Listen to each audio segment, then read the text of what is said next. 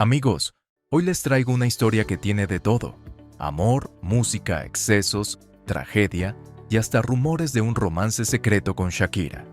Les hablo de la vida del hombre que cambió para siempre el rock en español, el genio detrás de Soda Stereo, el perfeccionista que soñaba con alcanzar la perfección en cada acorde, Gustavo Cerati. Un joven de barrio que empezó con una guitarra de juguete y terminó siendo venerado en estadios de toda Latinoamérica. Un hombre que vivió intensamente, rodeado de mujeres que marcaron su corazón, desde Cecilia Amenábar, Débora del Corral y Leonora Balcarce, hasta su relación más polémica con Chloe Bello, que lo acompañó en sus últimos días. Pero Cerati también fue un artista de excesos, de noches interminables, de cigarrillos, copas y fiestas que poco a poco fueron apagando su luz. Y todo esto culminó en aquel concierto en Caracas, donde, sin saberlo, se despidió del mundo con un último acorde antes de caer en coma. Y por si fuera poco, en medio de esta novela, aparece un capítulo inesperado: su vínculo con Shakira, una relación profesional llena de complicidad que dio pie a rumores que hasta hoy siguen encendiendo la polémica. Así que acomódense, porque esta no es solo la historia de un músico, es la crónica de una leyenda, de un hombre que amó, sufrió, brilló y nos dejó un legado eterno. Y como siempre, recuerden suscribirse al canal y activar la campanita, porque lo que viene está de película. ¿Qué tal, mi gente bonita? Bienvenidos a la cosicultura de Gerberín. Así que si pensabas que lo sabías todo de Cerati, quédate porque esta historia trae glamour, polémica y mucho amor a ritmo de rock. Pues vean, amigos, Gustavo Cerati no solo respiraba rock, también tenía debilidad por las mujeres fuertes, bellas y con carácter. A lo largo de su vida estuvo muy bien acompañado, tanto en lo personal como en lo artístico, y en esas mujeres encontró auténticas musas que marcaron parte de su obra. Su gran historia comenzó con la modelo chilena Cecilia Amenábar, madre de sus dos hijos, Lisa y Benito. Ella fue un pilar en su vida y lo apoyó incluso en su salto como solista. Se casaron primero por lo civil en Santiago de Chile, el 19 de mayo de 1993, y semanas después repitieron con ceremonia religiosa en la iglesia de Pedro de Valdivia Norte. Estuvieron juntos una década, y Cecilia fue inspiración directa de su disco Amor Amarillo, ese debut que él lanzó en medio de los aires de Enamorado. Tras la ruptura, llegó el turno de Débora del Corral. Su romance empezó con controversia porque ella había sido novia de su amigo y compañero Charly Alberti. Pero Cerati y Débora decidieron enfrentar las críticas y vivir su historia. Ella, que ya tenía un pie en la música, lo acompañaba en giras y él la impulsó a componer y crecer en el escenario. Estuvieron juntos hasta el 2005, y aunque la relación terminó, ella nunca le guardó rencor. De hecho, cuando supo de su muerte, compartió en Twitter un video de Vuelta por el Universo, con un mensaje cargado de emoción. En 2008, las revistas del corazón volvieron a tenerlo en portada, gracias a la actriz Leonora Balcarce. Su romance fue breve pero intenso, apenas un año, aunque suficiente para convertirlos en la pareja estrella de aquel verano en las playas de Esteña. Y cuando Cerati sufrió su accidente cerebrovascular en 2010, Leonora no se desligó del todo. Un año después incluso participó en una campaña de modas, junto a Lillian Clark, la madre del músico. Pero si hablamos de polémica, nadie generó más ruido que Chloe Bello, la última pareja de Cerati. Fue un amor tan mediático como resistido en el círculo íntimo del músico. Un verdadero escándalo que marcó la etapa final de su vida sentimental. La relación más polémica de Gustavo Cerati, sin duda, fue la que mantuvo con Chloe Bello. Ella tenía apenas 22 años, mientras que Cerati ya había pasado los 50. Esa diferencia de edades levantó cejas y comentarios por todos lados. Muchos la señalaron como una mala influencia. Incluso la propia familia del músico opinaba que Chloe lo llevaba por un camino equivocado. Pero él, firme en su carácter, se mostraba profundamente enamorado y no hacía caso a las críticas. Chloe lo acompañó durante gran parte de la gira de su último disco, Fuerza Natural, recorriendo América junto al artista en lo que terminaría siendo el capítulo final de su carrera. Tras el accidente cerebrovascular que lo dejó en coma, ella estuvo en el ojo de la tormenta mediática. Incluso se rumoreó que iba a sentarse en el living de Susana Jiménez para hablar del tema, lo que habría sido una bomba televisiva. Al final, decidió no hacerlo y guardó silencio. Tiempo después, Chloe decidió rehacer su vida lejos del escándalo. Primero se mudó a Europa y más tarde a Estados Unidos, donde ha continuado trabajando como modelo y manteniendo un perfil mucho más bajo que en aquellos días turbulentos junto a Cerati. En el año 2022, Chloe Bello volvió a los titulares cuando aceptó una entrevista en el programa Todo Pasa con Matías Martín. Allí, abrió su corazón y recordó cómo fue ese romance con Cerati, uno de los capítulos más comentados y polémicos de la vida del músico. La modelo contó que aquellos últimos 5 meses fueron intensos, casi de película. Según ella, al principio ni siquiera estaba convencida de salir con Gustavo. No conocía su música y se había criado escuchando canciones en inglés. Pero cuando finalmente aceptó la invitación, todo cambió. Se vieron, se dieron un beso y, como ella misma relató, pensó, ¡wow! De acá no me muevo.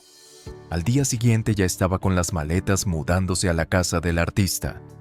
El flechazo fue tan fuerte que Cerati le dijo, «Yo no me separo ni un segundo de vos, te venís conmigo a la gira». Y así fue. Chloe lo acompañó por varios países de Latinoamérica durante la presentación de Fuerza Natural. Todo parecía un sueño, hasta que el destino golpeó. Ella relató conmovida que el día del accidente recibió una llamada desesperada del manager, pidiéndole que viajara de inmediato. Contó cómo tomó trenes, corrió al aeropuerto y logró llegar antes que parte de la familia. Por suerte, me alcanzó a ver. Nos acostamos juntos y lentamente se fue desvaneciendo, dijo con lágrimas en los ojos. Para Chloe, Gustavo se fue aquel 15 de mayo de 2010 en Caracas, y no 4 años después, cuando oficialmente murió en septiembre de 2014 tras permanecer en coma. Para ella, la historia terminó ese día, y aunque han pasado más de 12 años, sigue presente en su memoria con cada detalle intacto. La relación entre Gustavo Cerati y Chloe Bello fue breve, pero cargada de intensidad. Ella misma confesó que, al terminar la gira, ya tenían planes de casarse. De hecho, aseguró que hasta tenían los anillos listos y que soñaban con una boda en Marruecos, antes de mudarse juntos a España. Para Chloe, Cerati fue su gran amor, y la muerte inesperada del músico, tras el accidente cerebrovascular, la dejó en shock, incapaz de asimilar lo ocurrido. Con el tiempo, Chloe siguió adelante y logró consolidarse como modelo en el exterior.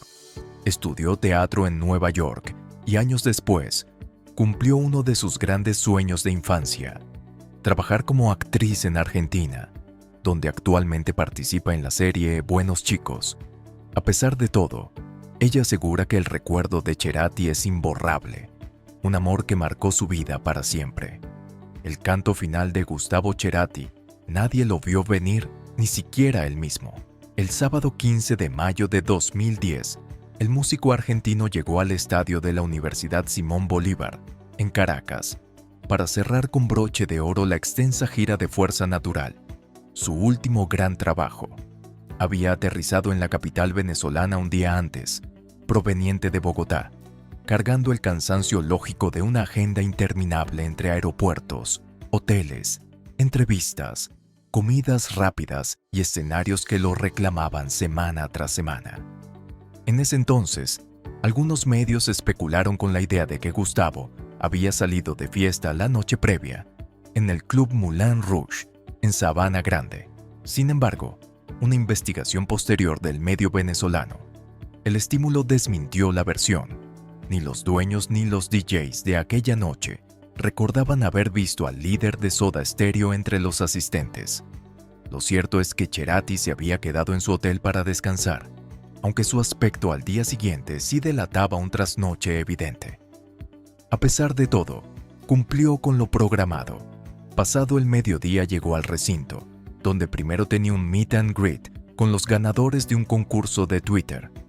Allí se mostró simpático, cercano, incluso bromista. Firmó autógrafos, se tomó fotos, lanzó comentarios al aire para romper el hielo y hasta recibió un poema de una seguidora que terminó llorando al verlo de cerca. Nadie, absolutamente nadie, pudo imaginar que esas serían las últimas sonrisas públicas de un artista que, horas más tarde, quedaría marcado por un destino irreversible. Después del meet and greet, Gustavo Cerati se dirigió a la prueba de sonido. Allí, hizo un comentario que en ese momento pareció irrelevante, pero con los años adquirió un peso enorme. Le dijo a la periodista Herminia Fernández que no se sentía del todo bien, que estaba resfriado. Nadie imaginaba que esas palabras serían casi una advertencia. Esa noche, el espectáculo arrancó con la fuerza habitual. Según el periodista William Padrón, fue el concierto más emotivo que Cerati ofreció en Venezuela, con la mayor audiencia de su carrera solista en el país. El escenario, en la Universidad Simón Bolívar, estaba rodeado de pinos y montañas que se perdían en la noche fría. Gustavo estaba jocoso, poderoso, incluso bromista. Se rió de las baladas de Ricardo Montaner, jugó con el público, pidió que apagaran los celulares y hasta les dijo que arrancaran el pasto y se lo fumaran. El show se extendió con 24 canciones, un cierre magistral de la gira Fuerza Natural. Tras bajar del escenario, Cerati volvió a camerinos. Había planes de una cena con todo el staff y luego una fiesta en el restaurante Atlantic. Según el guitarrista Richard Coleman, todo parecía normal. Se cambiaron, cenaron, recibieron visitas y hasta se sacaron una foto grupal para celebrar el fin de la gira. Pero Gustavo ya lucía agotado. Poco después, se retiró solo a su camerino. Ahí ocurrió lo inesperado.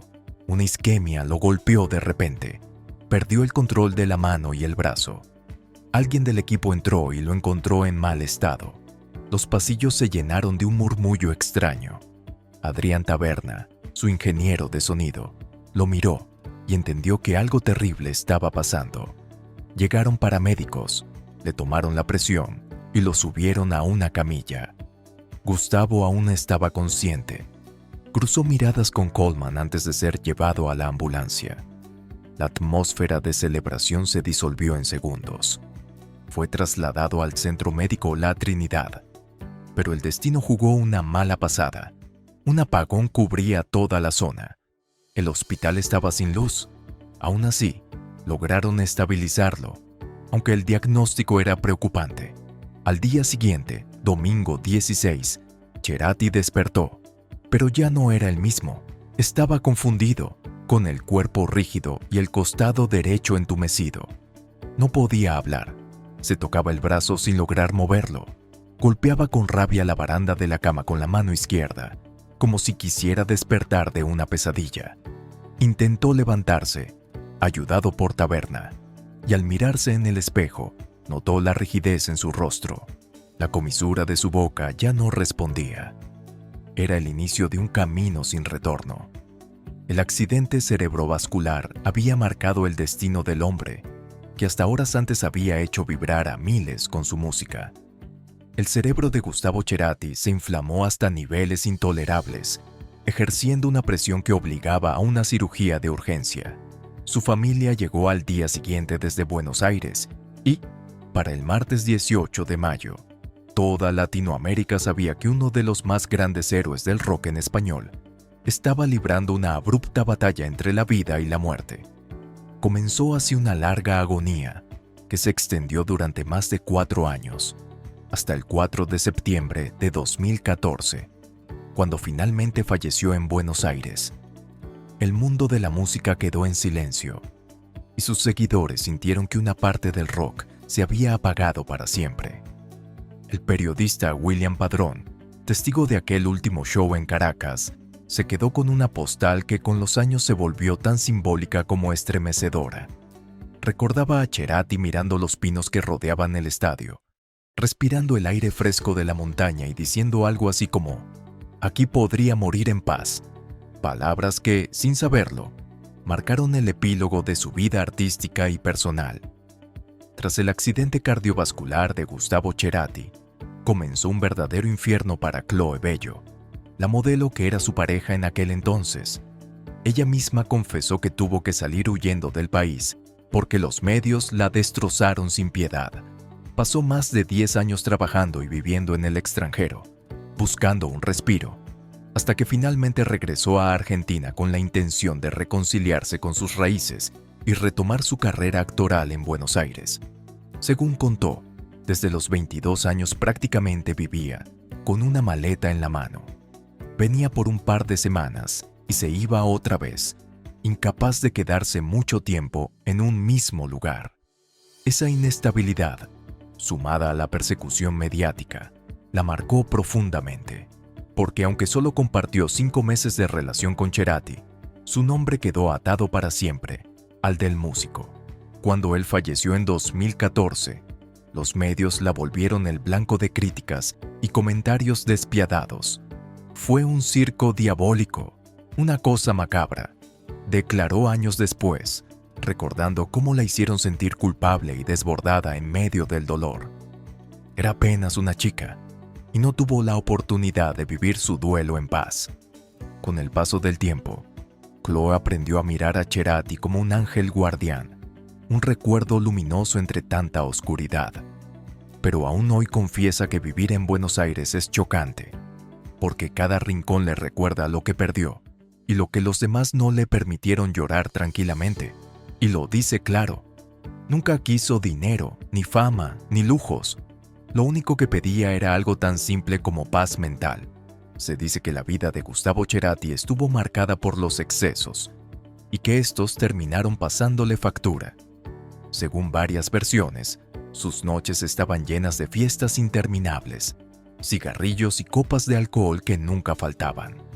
La rutina, cuentan, era casi siempre la misma: fumar, beber, subir al escenario con toda su energía y después continuar la fiesta en algún lugar privado, rodeado de amigos, música, mujeres y tentaciones más fuertes.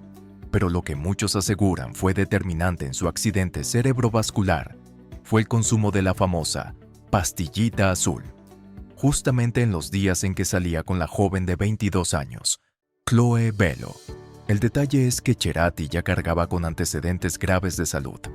En 2005 había sufrido una trombosis que lo obligó a hacer reposo absoluto.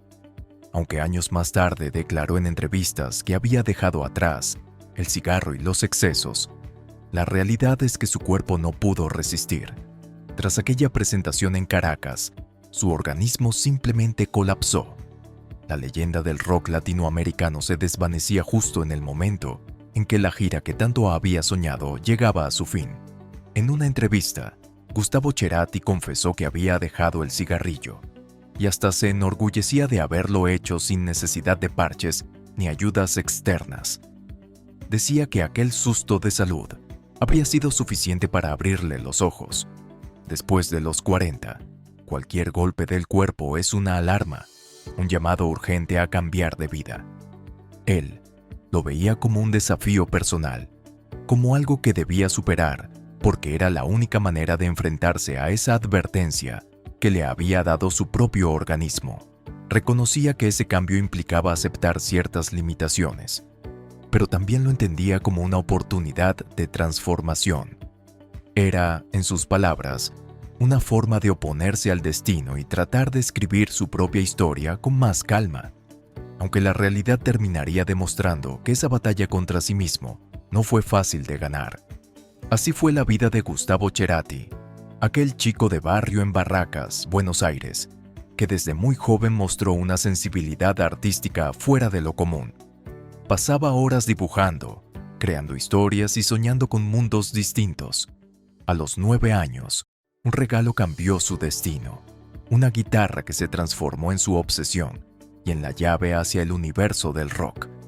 Ya a los 12 formó su primera banda de rock and roll, inspirado por artistas como The Who, y Jimi Hendrix, a quienes consideraba sus primeras grandes influencias.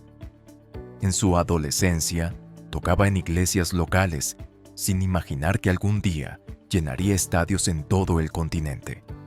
En la Universidad del Salvador estudió publicidad, pero allí lo esperaba otro encuentro decisivo. Conoció a Héctor Z. Bossio, quien compartía la misma pasión por la música. En 1982 comenzaron a soñar en grande y a componer temas propios. Poco después se les unió Charlie Alberti en la batería, y tras experimentar con nombres y formaciones, nació oficialmente Soda Stereo, la banda que cambiaría para siempre la historia del rock en español. De aquel niño curioso que dibujaba mundos a mano alzada, a la leyenda que se convirtió en la voz de toda una generación, la vida de Gustavo Cerati fue un viaje de luz, música, excesos, amores y tragedia. Y aunque ya no esté físicamente, su legado sigue vivo cada vez que suena una guitarra, con los acordes de Soda, o un fan susurra en voz baja aquello de «Gracias totales». Cuando Gustavo Cerati cumplió 18 años, ya estaba totalmente loco por el rock. Su padre le compraba discos en cada viaje, y él aprendía a tocar la guitarra bajándole las revoluciones a los vinilos de Hendrix. Tenía en la sangre ese espíritu aventurero heredado de su abuelo, que a los 20 años había escapado de Italia en un barco para buscarse la vida en Argentina. A los 20, Gustavo fundó Soda Stereo, la banda que lo convertiría en una estrella. En Argentina todos lo veían como un tipo sofisticado, educado, casi aristocrático, pero en realidad venía de una familia trabajadora de clase media-baja.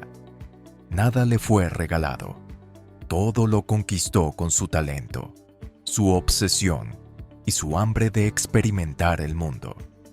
Según el biógrafo Juan Morris, muchos pensaban que Cerati era frío y distante, pero al conocerlo descubrió que era incluso más intenso que Charly García o Fito Páez.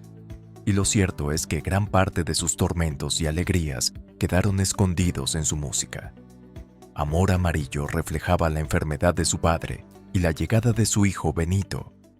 Crimen fue el eco de su ruptura con Débora del Corral. Cada disco era un espejo de su vida. Hasta la imagen de Soda Stereo surgió casi de casualidad. Una novia de Gustavo, con su look punk y maquillaje blanco, fue la que les dijo cómo vestirse, cómo peinarse y cómo pararse en el escenario. Ese estilo terminaría desatando la Soda Manía en Sudamérica. Con escenografías innovadoras, perfeccionismo enfermizo y ensayos interminables, Cerati se ganó la reputación de ser el primero en llegar al estudio y el último en irse. Sin embargo, detrás del ídolo había un hombre inseguro. Después de cada concierto, volvía al hotel. Buscaba en YouTube los videos que subían los fans y se criticaba duramente. Le avergonzaban algunas cosas que decía arriba del escenario y hasta dudaba de sus propias letras. Por eso pedía ayuda a sus amigos, porque quería que cada detalle fuera perfecto. Shakira y Cerati, amistad o algo más, tuvieron un romance secreto. La historia poco conocida entre Shakira y Gustavo Cerati siempre ha sido motivo de rumores. Lo que está claro es que entre la barranquillera y el líder de Soda Stereo existió una conexión única, marcada por la música, la admiración y, según algunos, algo mucho más íntimo. Todo comenzó en 1995, cuando Soda Stereo llegó a Colombia para presentar Sueño Estéreo. Fue en una fecha accidentada en Barranquilla, cuando, según se cuenta, Gustavo conoció a una joven Shakira. Esa noche habrían tenido una larga charla caminando por la playa. Ella, que era fan declarada de la banda, quedó fascinada con él. Años después, en 2005, esa relación profesional y personal se transformó en magia musical. Cerati colaboró con Shakira en Fijación Oral Volumen 1 y Oral Fixation Volumen 2. La guitarra de Gustavo brilla en el tema No, una de las canciones más intensas de la colombiana. El propio Cerati llegó a confesar: trabajar con Shakira me desarrolló una parte que yo considero importante. Ella me producía una especie de fascinación en cuanto a cómo llevaba adelante lo suyo. Y no fue su única colaboración. En 2007, volvieron a compartir escenario en el Live Earth de Alemania, donde interpretaron juntos Día Especial.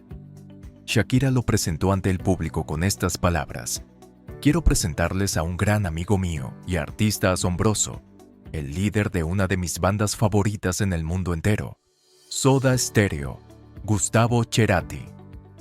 La complicidad entre ambos era evidente, tanto que algunos medios comenzaron a especular con un romance, más aún cuando en 2010 Cerati participó en el álbum Sale el Sol, produciendo canciones como Devoción, Mariposas y Tu Boca, todas con ese sello inconfundible de su guitarra. Incluso le ofreció a Shakira interpretar su tema Crimen, aunque finalmente ella no lo grabó. Lo cierto es que entre ellos hubo admiración mutua, química en el escenario y una amistad que algunos aseguran cruzó la línea hacia lo sentimental. ¿Realidad o puro rumor? Eso solo ellos lo supieron. Así se escribe la vida de Gustavo Cerati, un joven de barrio que soñaba con la música y terminó siendo un dios del rock en español. Un hombre que amó con intensidad, que se dejó llevar por la pasión y los excesos, que buscó la perfección en cada acorde, aunque a veces la vida le cobrara caro ese empeño.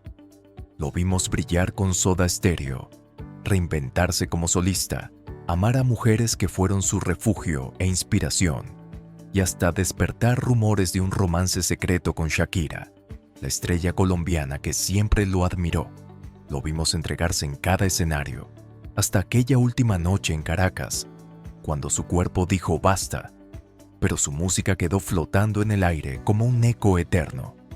Cerati nos enseñó que detrás de cada canción había una historia real, de amor, de dolor, de rupturas, de sueños y hasta de miedos. Y aunque la tragedia lo apagó antes de tiempo, su voz sigue viva en cada rincón de Latinoamérica. Porque un artista puede morir físicamente, pero su obra nunca muere. Y como él mismo dijo alguna vez, el poder siempre lo tiene la música. Y vaya que la suya todavía lo tiene. Así que, amigos, la pregunta queda para ustedes.